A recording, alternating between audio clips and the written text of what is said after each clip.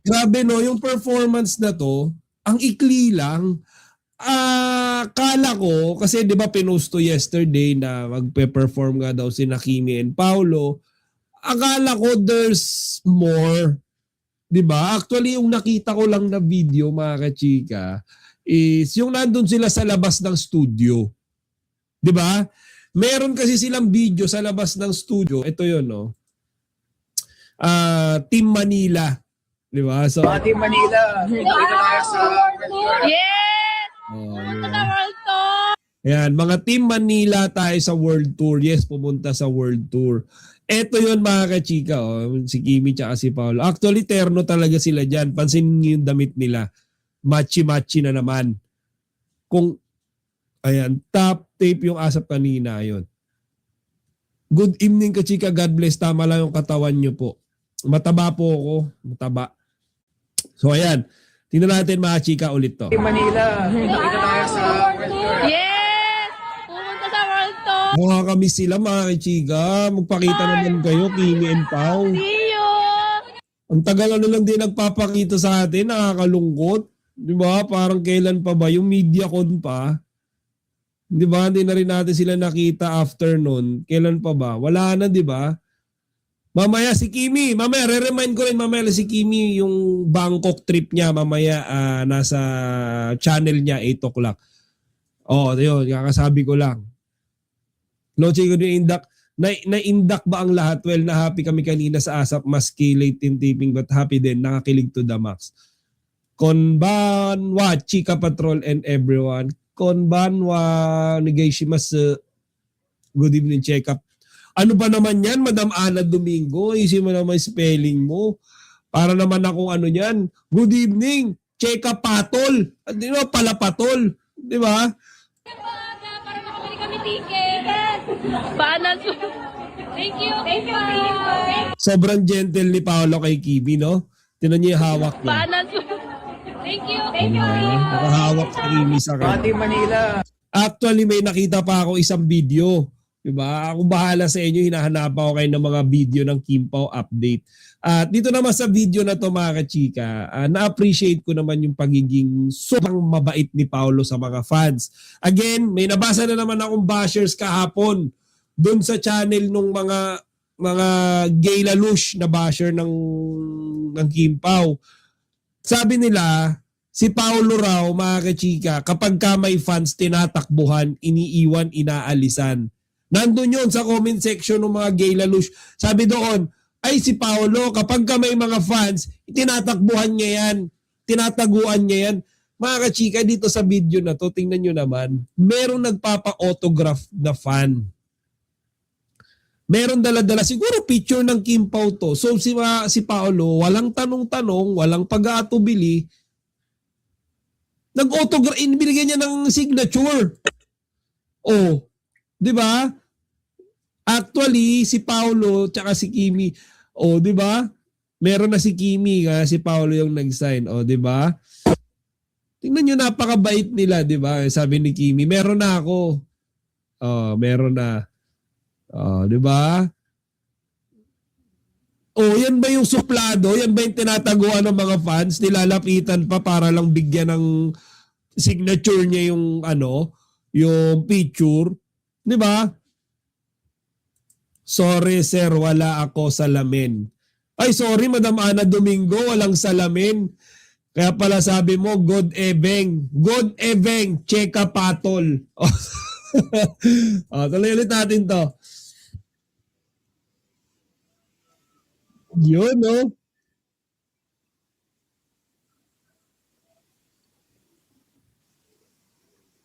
Sino yung mga chika? Si Kimi. Oh. Ito yung mga na-miss ko. Kailan kaya ulit makakapag-perform ng ganito yung Kim Pao, no? Ayan. Ayan. Ayan. Si Chantal yung nagpa-autograph yung vlogger ng Kim Pao. Oh, okay. Kaya pala talagang ano, no? Kilig na kilig siya nung nilapitan siya ni Paolo. Ano nyo naman mga kachika, yung hawak nila sa isa't isa. Yan ba yung scripted?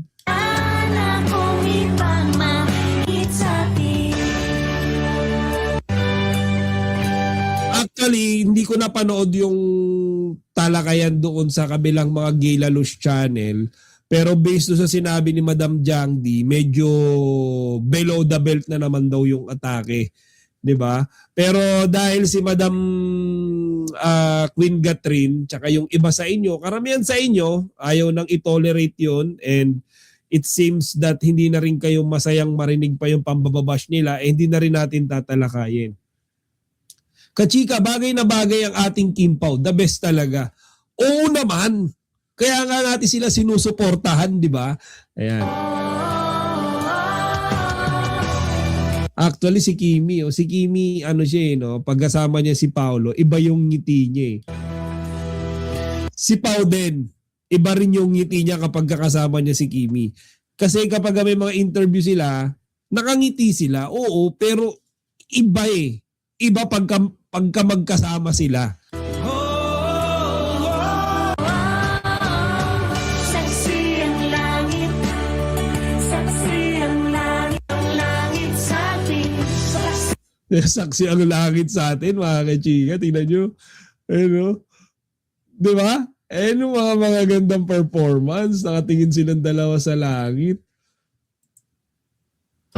Saksi ang langit sa Ayan, di ba? Tingnan nyo, ang ganda nito. Teka, kakapturing ko nga ito. Kinikilig na naman ako, mga kachika. Kayo kasi. Ayan, kinapture ko.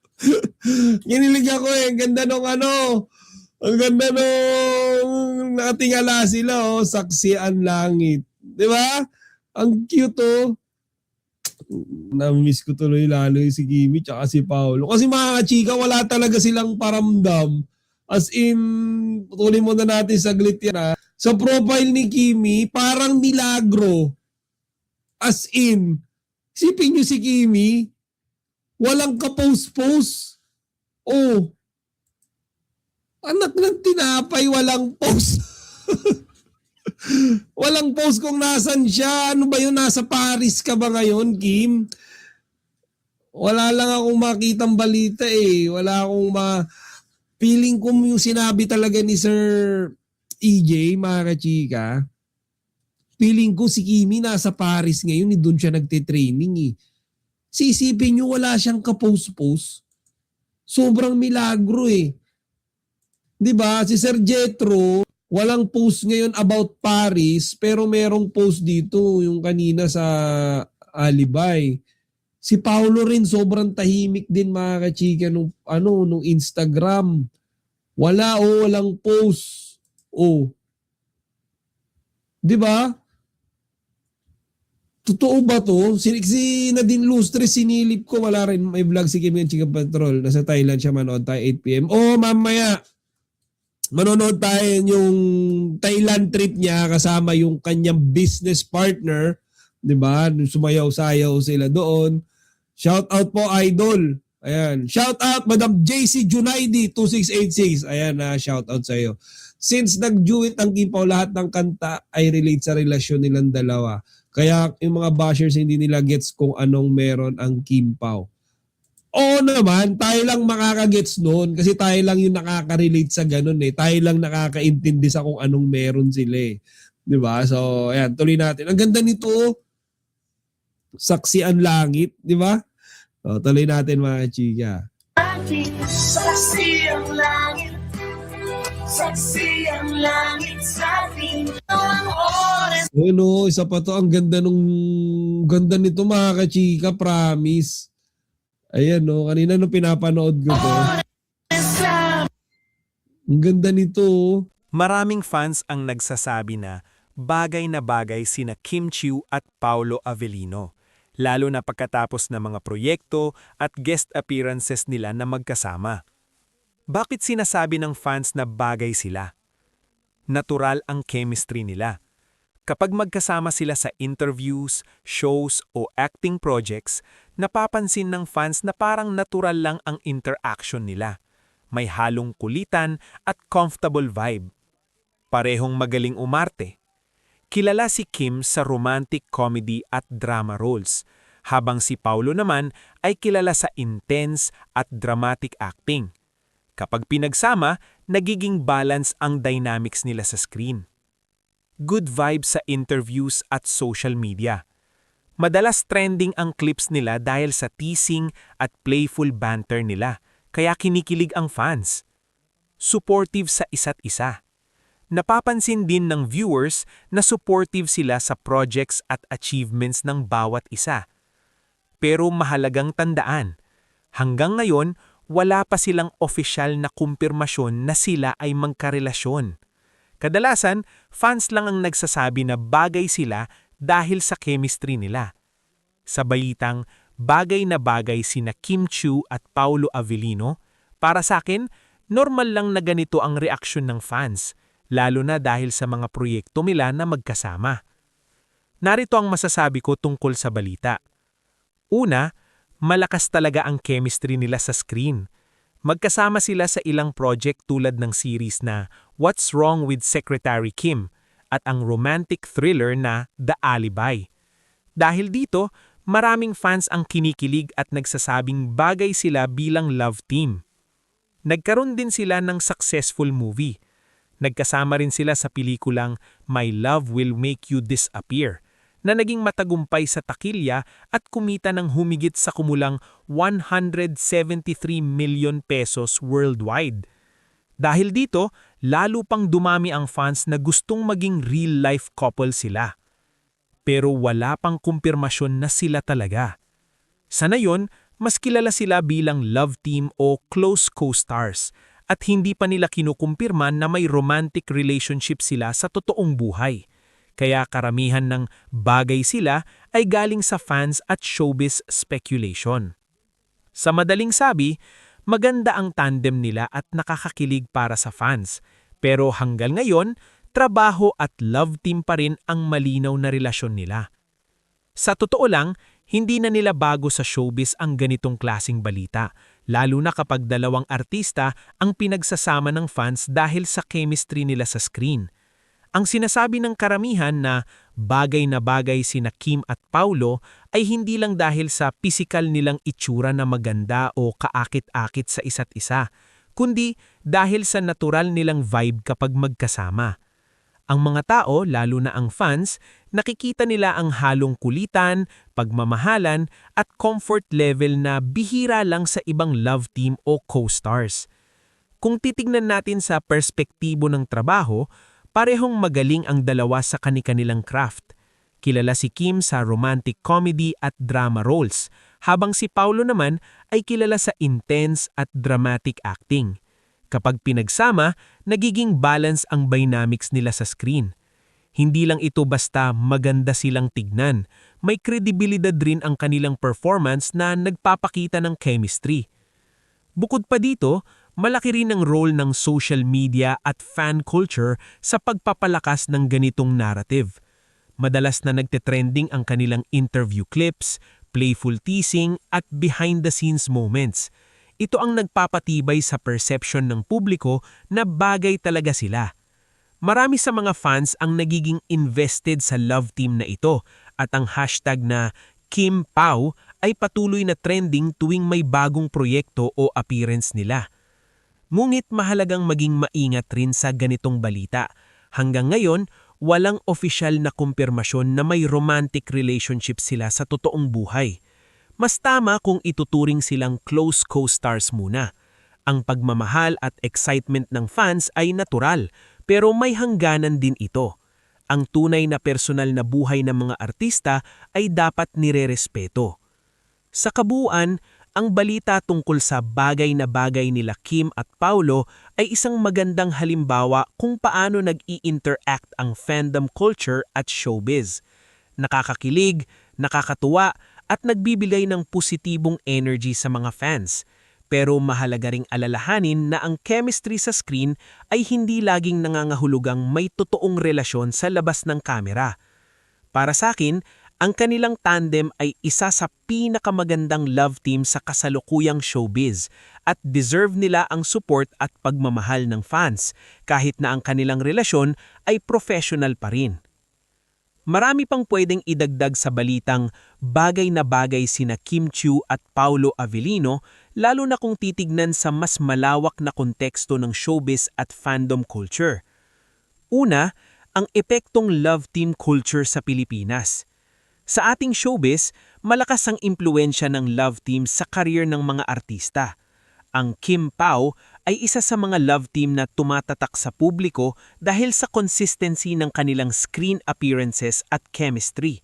Kahit na wala pang confirmed romance sa totoong buhay, nagiging viral ang clips nila sa interviews, game shows at behind-the-scenes moments.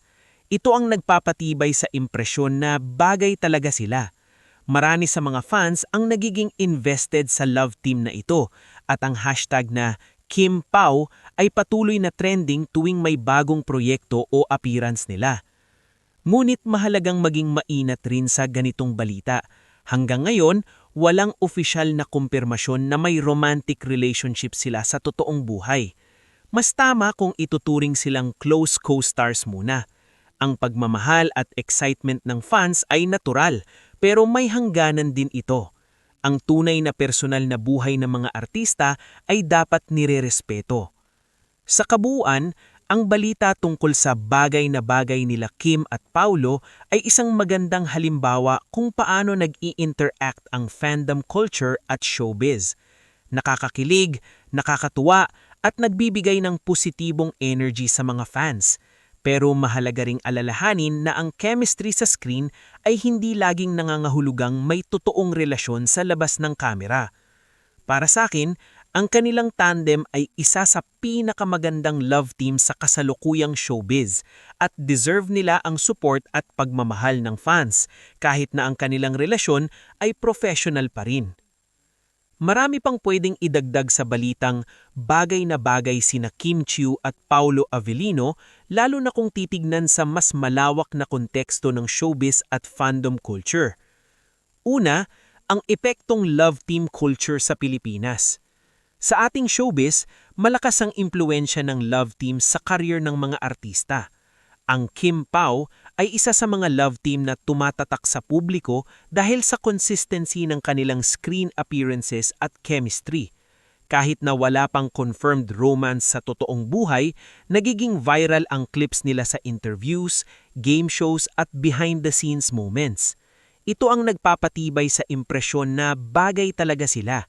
Marami sa mga fans ang nagiging invested sa love team na ito at ang hashtag na Kim Pao ay patuloy na trending tuwing may bagong proyekto o appearance nila. Ngunit mahalagang maging maingat rin sa ganitong balita. Hanggang ngayon, walang opisyal na kumpirmasyon na may romantic relationship sila sa totoong buhay. Mas tama kung ituturing silang close co-stars muna. Ang pagmamahal at excitement ng fans ay natural, pero may hangganan din ito. Ang tunay na personal na buhay ng mga artista ay dapat nirerespeto. Sa kabuuan, ang balita tungkol sa bagay na bagay nila Kim at Paulo ay isang magandang halimbawa kung paano nag-i-interact ang fandom culture at showbiz. Nakakakilig, nakakatuwa at nagbibigay ng positibong energy sa mga fans. Pero mahalaga ring alalahanin na ang chemistry sa screen ay hindi laging nangangahulugang may totoong relasyon sa labas ng kamera.